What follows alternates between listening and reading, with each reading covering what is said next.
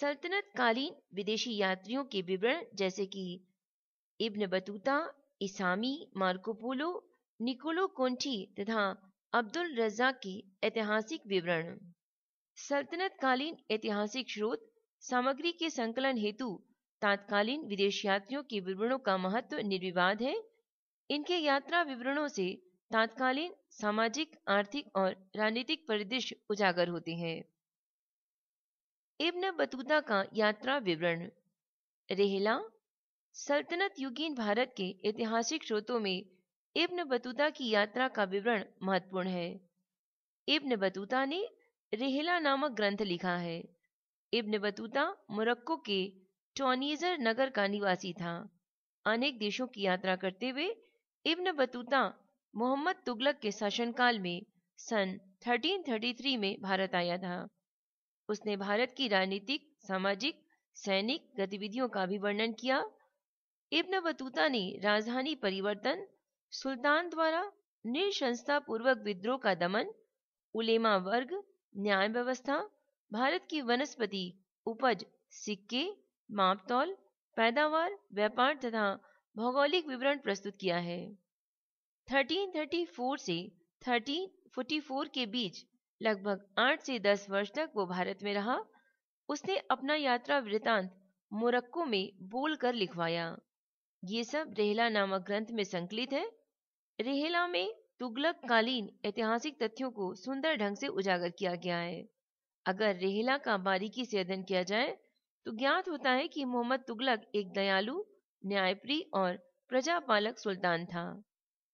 सुल्तान सभी व्यक्तियों को, चाहे वे उलेमा हो या उच्च पदाधिकारी, कानून के सामने बराबर मानता था। सुल्तान बगैर भेदभाव के दंड देता था। रेहला में भारत की राजनीतिक, सामाजिक तथा सैन्य स्थिति का भी निर्भीक वर्णन है। ख्वाजा अबूबक इसामी। इसामी ने फुतुहु उस सल्तानी नामक ऐतिहासिक ग्रंथ की रचना 1349 में की। ये मोहम्मद तुगलक की समकालीन था। इसामी ने महमूद गजनवी से मोहम्मद तुगलक तक की घटनाओं का वर्णन किया है। इसामी का ऐतिहासिक वृतांत। इसामी का अधिकांश समय दक्षिण भारत के दौलताबाद में व्यतीत होता था। उसने अपना ग्रंथ दौलताबाद देवगिरी में ही लिखा था। अलाउद्दीन खिलजी के दक्षिण भारत पर आक्रमण एवं अन्य स्थलों पर धावे के संबंध में बरनी तथा अमीर खुसरो की अपेक्षा घटनाक्रम का उसको विशेष ज्ञान था।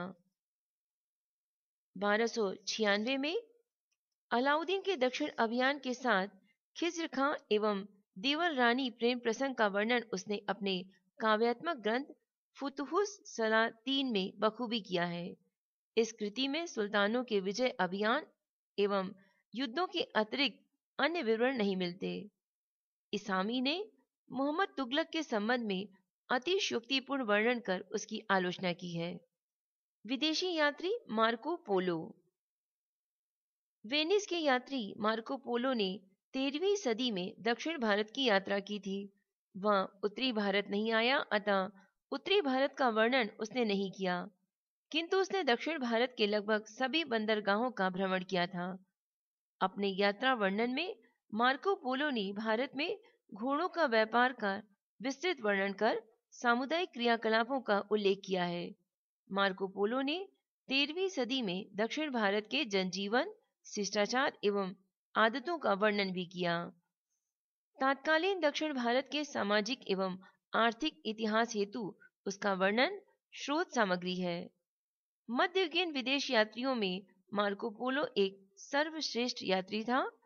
उसने राजाओं के क्षेत्र, उनके रहन सहन के साथ ही अश्व एवं मत्स्य व्यापार का विस्तृत वर्णन किया। मार्को पोलो ने दक्षिण भारत के मंदिरों में देवदासियों का भी उल्लेख किया। उसके यात्रा विवरण में 13वीं सदी में दक्षिण भारत में यहूदियों एवं ईसाइयों की उपस्थिति एक उल्लेखनीय ऐतिहासिक तथ्य है। अब्दुल रज़्ज़ाक तथा निकोलो काउंटी। अब्दुल रज़्ज़ाक ईरानी राजदूत था। 1442 के लगभग विजयनगर आया था। विजयनगर में इस समय संगम वंश का अंतिम महान शासक देवराय द्वितीय शासन कर रहा था। विजयनगर साम्राज्य की आर्थिक, सामाजिक, राजनीतिक दशा तथा सैन्य शक्ति की विस्तृत जानकारी अब्दुल रज़ाक के विवरणों से प्राप्त होती है। निकोलो काउंटी विजयनगर के महान शासक कृष्णदेव राय के शासनकाल यानी कि 1520 में इटली निवासी निकोलो काउंटी नामक यात्री भारत आया। इसने विजयनगर साम्राज्य का स्पष्ट और प्रभावशाली वर्णन किया। उक्त दोनों यात्रियों के वर्णन से विजयनगर साम्राज्य के इतिहास निर्माण में पर्याप्त सहायता मिलती है। एक सूचना अनीता शर्मा द्वारा ध्वनांकित IAS प्रीलियम से संबंधित स्टडी मटेरियल जैसे constitution, history, geography, science and GK topics पर डिटेल नोट की CD या DVD प्राप्त करने के लिए आप हमें मेल कर सकते हैं। इसके अलावा राजस्थान, उत्तर प्रदेश, छत्तीसगढ़ तथा मध्य प्रदेश की जनरल नॉलेज से जुड़ी हुई CD भी प्राप्त करने के लिए आप हमें मेल कर सकते हैं। मेल ID है voiceforblind अर्थात voiceforblind@gmail.com। धन्यवाद।